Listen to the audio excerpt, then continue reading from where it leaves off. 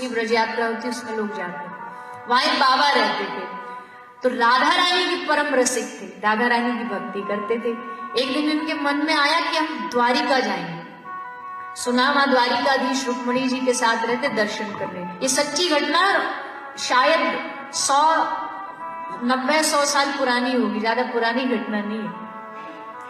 तो बाबा बोले कि द्वारिका जाए। तो रात को राधा रानी सपने में आई और सपने में राधा रानी ने बाबा को कहा, बाबा मुझे छोड़ के जाएगा तू? कहाँ जाने की इच्छा है तेरी?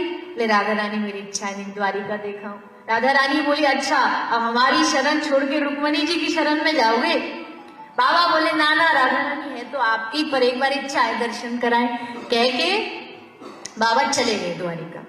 द्वारिका गए, फिर द्वारिका से भेंट द्वारिका गए। तो आप में से जो द्वारिका गया होगा आपने देखा होगा, वो नाव में जाते हैं और जब नाव में बैठते हैं ना तो एक ठप्पा लगाते हैं यहाँ पे, वो टिकट जैसा होता है। तो टिकट जैसा ही उसका होता है, वो हाथ में लगा दिया। बाबा दर्शन करके आ गए। अब जो वापस बाबा ब्रज में आए ना, तो अब उनका भजन में मन नहीं लग रहा। जैसा मन लगता था, ध्यान करते थे तो राधा रानी आती, आंसू आते, अब नहीं लगा। बड़े परेशान हो गए। तो एक दिन सपने में राधा रानी है, बोले घूम आया बाहर? तो बाबा बोले, हाँ पर श्री जी हमारा तो आजकल मन। तो राधा रानी ने हंस के कहा कि अब तू हमारा रहा कहा, अब तो रुक्मणी जी का ठप्पा लग गया तेरे ऊपर, अब तो तू द्वारिका वाले का है, अब तो तू उसी के पास जा।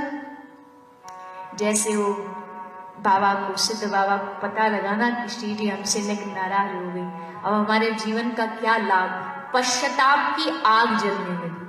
एक होता है कि मन में पश्चाताप, एक होता बाबा आज भी वहां के जो ब्रजवासी बताते हैं, कुछ ऐसे हैं जिन्होंने देखा है आंखों से। बाबा अपनी कुटिया के बाहर आंख बंद करके ध्यान में बैठ गए और बैठते बैठते उनके भीतर से, शरीर से, उनके माथे से आग बाहर निकलने लगी, अग्नि निकलने लगी पश्चाताप के।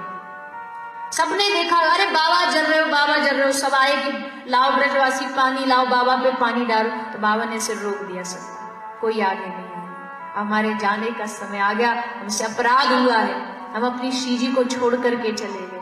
तो रोक दिया बाबा ने सबको। तो वहां के ब्रजवासी ऐसा बताते हैं कि सबने कहा कि बाबा अब आप तो राधा रानी के परम भक्त हो, जाते जाते कुछ आशीर्वाद देते जाओ।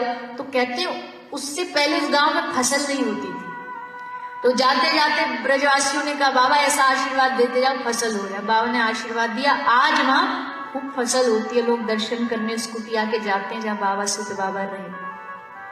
तो कहने का भाव कि जब ब्रज से प्रेम हो जाए ना, तो ब्रज से बाहर जाने का या किसी तीर्थ की आवश्यकता ही नहीं पड़ती।